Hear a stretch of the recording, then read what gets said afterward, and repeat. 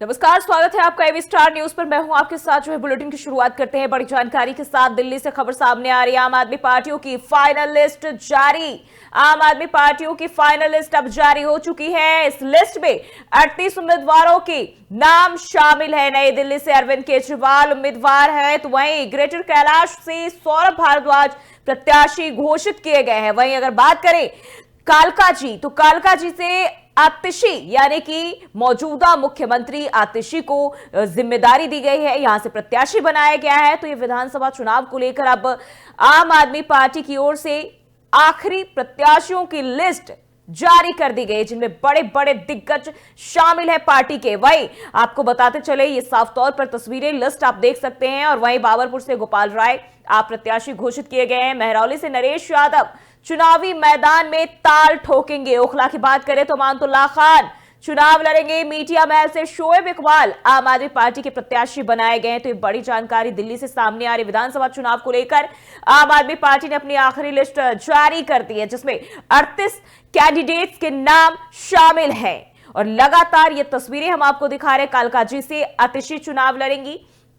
बाबरपुर से गोपाल राय आम आदमी पार्टी के प्रत्याशी बनाए गए हैं। वहीं मीडिया महल से शोएब इकबाल और महरौली से नरेश यादव चुनावी मैदान में उतरेंगे। तो ये बड़ी जानकारी। ओखला से बात करें तो अमानतुल्लाह खान, जी हां, अमानतुल्लाह खान को प्रत्याशी बनाया गया है। तो ये तमाम वो नाम है जिसको आखिरी लिस्ट में जगह दी गई है। कई बड़े दिग्गजों का नाम शामिल है जो विवादित भी रहे हैं, लगातार सुर्खियों में रहे हैं, और इन तमाम लोगों के नाम इस लिस्ट में शामिल है।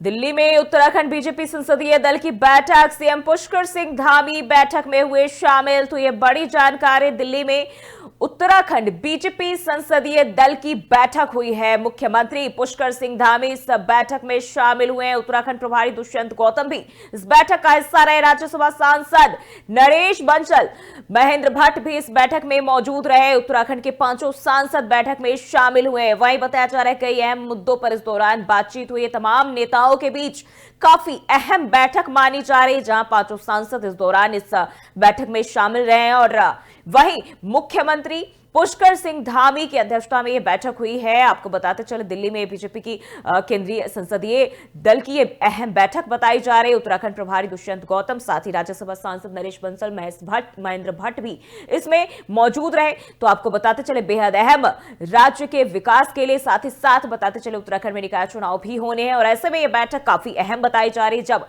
बीजेपी संसदीय दल की बैठक हुई है, जहां निकाय चुनाव के साथ साथ कई अहम मुद्दों पर बातचीत हुई है।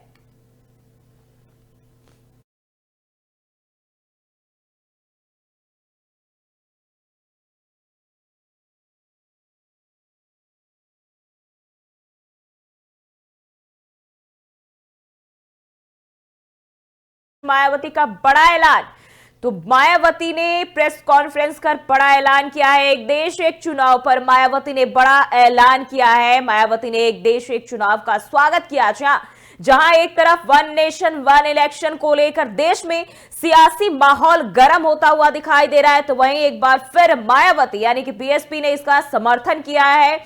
और एक बार फिर उन्होंने साफ तौर पर कहा है कि वो एक देश एक चुनाव का समर्थन करेगी, यानी कि बसपा अब एक देश एक चुनाव का समर्थन करेगी। जिस तरीके से विपक्ष लगातार इसको लेकर हमलावर रहा है पक्ष पर, वहीं उत्तर प्रदेश में अगर हम देखें तो बसपा जो एक बहुत ही अहम पार्टी मानी जाती है। कई नामचीन लोग इसमें शामिल है। और खुद बसपा प्रमुख मायावती ने अब प्रेस कॉन्फ्रेंस कर ऐलान किया है, और जिसमें उन्होंने कहा है कि एक देश एक चुनाव का वो समर्थन करती है।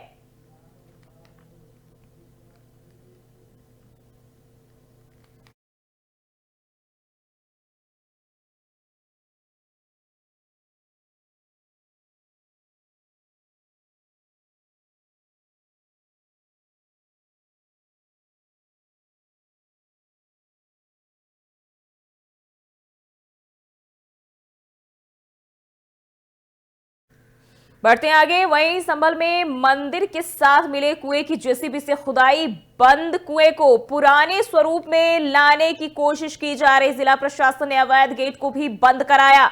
मंदिर की तरफ से खोले गए अवैध गेट को बंद कराया है। तो ये बड़ी जानकारी है। गेट कुएं को पाटकर ऊपर खोला गया था। 46 साल बाद खोले गए मंदिर के पास एक कुआं भी बताया जा रहा है। नखासा थाना क्षेत्र के मोहल्ला खग्गूपुरा का यह मामला है, जहां 42 साल बाद बंद हुए मंदिर को खोला गया है, जिसके बाद वहां पूजा पाठ भी शुरू हो चुके हैं। आपको बताते चले, मंदिर के पास एक कुआं भी था। नखासा थाना क्षेत्र के मोहल्ला खग्गूपुरा में मंदिर मिले हैं, जिसके बाद से देखें तो मंदिर के साथ मिले कुएं की अब जेसीबी से खुदाई की जा रही है। बंद कुएं को पुराने स्वरूप में लाने की कोशिश एक बार फिर से जिला प्रशासन की ओर से, और अवैध गेट को भी बंद कराया गया है जिला प्रशासन की ओर से। तो ये बड़ी जानकारी सामने आ रही है। मंदिर की तरफ से खोले गए अवैध गेट को जिला प्रशासन ने बंद करा दिया है।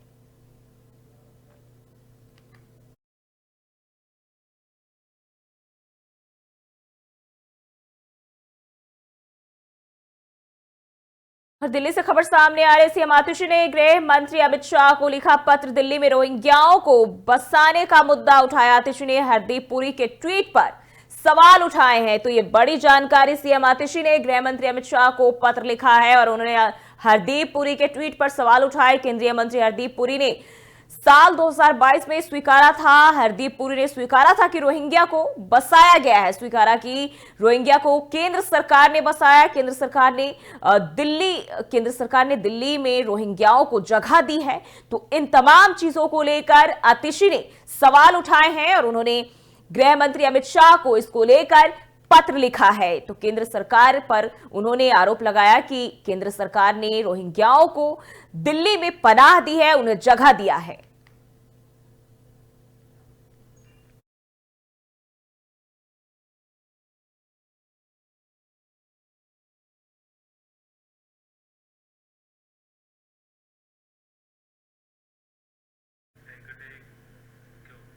और खबरों में बढ़ते आगे, केंद्रीय गृह मंत्री अमित शाह छत्तीसगढ़ दौरे पर है, जहां उन्होंने छत्तीसगढ़ पुलिस को प्रेसिडेंट कलर प्रदान करने के कार्यक्रम में हिस्सा लिया। और इस दौरान उन्होंने अपने संबोधन में कहा कि मैं विश्वास के साथ कह सकता हूं कि छत्तीसगढ़ पुलिस बल देश के सभी पुलिस बलों में बहादुर से बहादुर पुलिस बलों में से एक पुलिस बल है। छत्तीसगढ़ ने जैसे ही अपने निर्माण के 25वें साल में प्रवेश किया, वैसे ही आपको प्रेसिडेंट कलर पुरस्कार से सम्मानित किया गया। और ये आपकी कड़ी मेहनत, समर्पण, बहादुरी और जनता के प्रति आपके लगाव का सूचक है।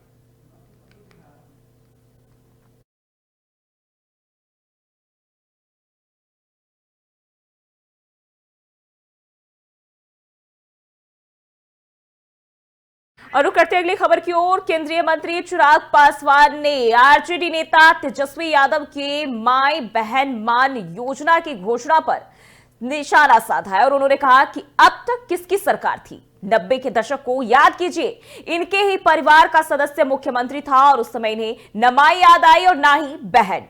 उस समय इन्हें सिर्फ अपना माई समीकरण याद आया, जिसमें ये लोग जाति धर्म के नाम पर लोगों को बांटते थे। और ये लोग आज जिस बहन की बात कर रहे हैं उसी को गाली देते हैं। मेरे ही परिवार में मेरी मां बहन को इनकी पार्टी के लोगों ने गालियां दी है और ये उन्हीं योजनाओं की नकल कर रहे हैं जो हमारी एनडीए सरकारों ने अलग अलग राज्यों में लागू की है।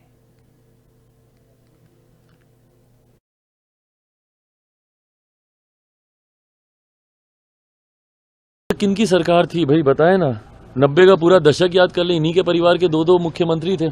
उस वक्त तो उनको याद नहीं आई, उस वक्त तो ना इनको माई याद आई ना बहन याद आई। उस वक्त तो इनको सिर्फ अपना माई समीकरण याद आता था, जिसमें जातीयता के आधार पर और सांप्रदायिकता के आधार पर ये लोग लोगों को बांटने का काम करते थे।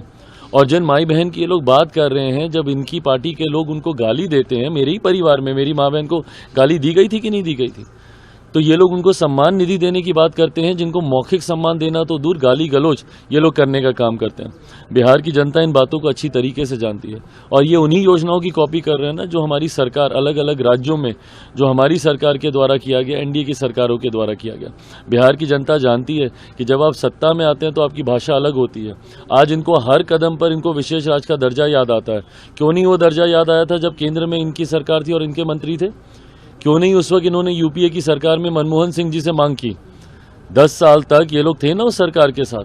केंद्र में सरकार थी, क्यों नहीं उस वक्त इन्होंने मांग की और क्यों नहीं इन्होंने बिहार में विशेष राज्य का दर्जा दिलवा दिया। तो विपक्ष में जाएंगे तो इनकी भाषा बदलती है, सत्ता पक्ष में आएंगे तो इनकी बोली बदल जाती है, और इनका यही चरित्र जो है ये बिहार की जनता समझ चुकी है, इसलिए इन पे अब विश्वास नहीं है। किनकी सरकार थी भाई बताए ना, 90 का पूरा दशक याद कर ले, इन्हीं के परिवार। तो माई बहन मान योजना की घोषणा पर केंद्रीय मंत्री चिराग पासवान ने तेजस्वी यादव पर हमला बोला और 90 के दशक की याद दिलाई। और बुलेटिन में फिलहाल के लिए बस इतना ही। खबरों के लिए बने रहिए एबी स्टार न्यूज के साथ।